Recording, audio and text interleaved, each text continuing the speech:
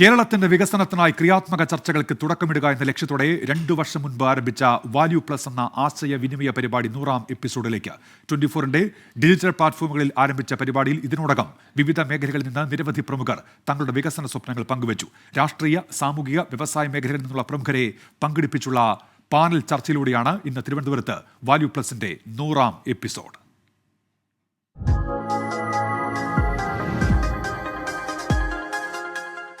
നമസ്കാരം.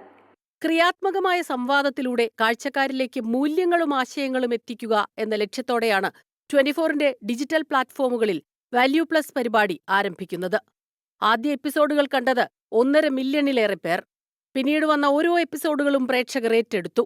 പരിപാടിയിലെ പ്രസക്തമായ റീൽസ് ലക്ഷക്കണക്കിന് പേർ കാണുകയും പങ്കുവയ്ക്കുകയും ചർച്ച ചെയ്യുകയും ചെയ്തു. മന്ത്രിമാരും രാഷ്ട്രീയക്കാരും രാഷ്ട്രീയം പറയാതെ വികസന കാഴ്ചപ്പാടുകൾ ചർച്ച ചെയ്തത് പുതുമയായി.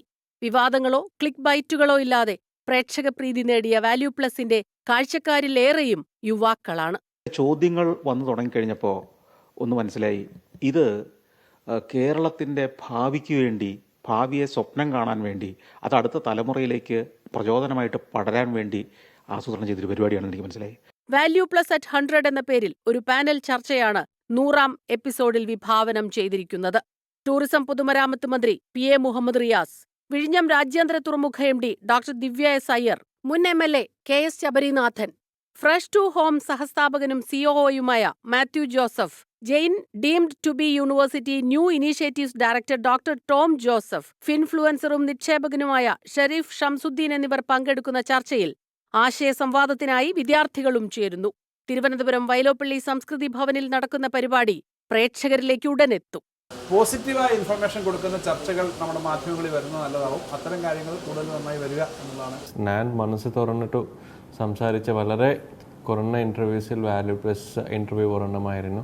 ആളുകൾക്ക് നെഗറ്റീവ് വാർത്തകൾ കൂടുതൽ കാണാൻ താല്പര്യമുള്ളിടത്ത് ഈ പോസിറ്റീവിന് വേണ്ടിയിട്ട്, അല്ലെങ്കിൽ പോസിറ്റീവ് ന്യൂസിന് കാഴ്ചക്കാർ കുറഞ്ഞെങ്കിലും 100 എപ്പിസോഡ് അത് എത്തി എന്നുള്ളതാണ് ഈ ഒരു ഇൻ്റർവ്യൂ അല്ലെങ്കിൽ ഈ ഒരു പ്രോഗ്രാമിൻ്റെ ഏറ്റവും വലിയ ഭംഗി. News desk 24.